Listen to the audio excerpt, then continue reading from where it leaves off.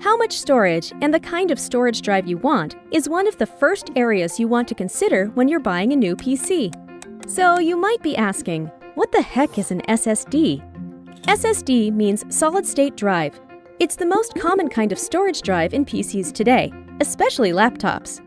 HDD, or hard disk drive, is what likely came in previous PCs you've owned and is still sometimes used as a backup drive on a desktop. There are significant performance differences between the drive types. An SSD has fewer moving parts and is a lot smaller than a typical HDD. This makes it noiseless and allows for laptops to be super thin and lightweight.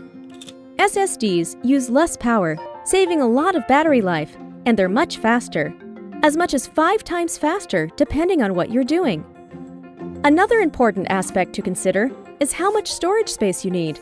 For example, if you primarily use your PC for web browsing and some light work or schoolwork in Word, Excel, or PowerPoint, you might not need a lot of space. But if you work with 4K video or graphics and use large files, you'll want more space and a fast SSD. SSDs are more expensive for large amounts of storage, while HDDs are cheaper. But if you save your files in the cloud, you don't necessarily need a large storage drive. Hope that helps!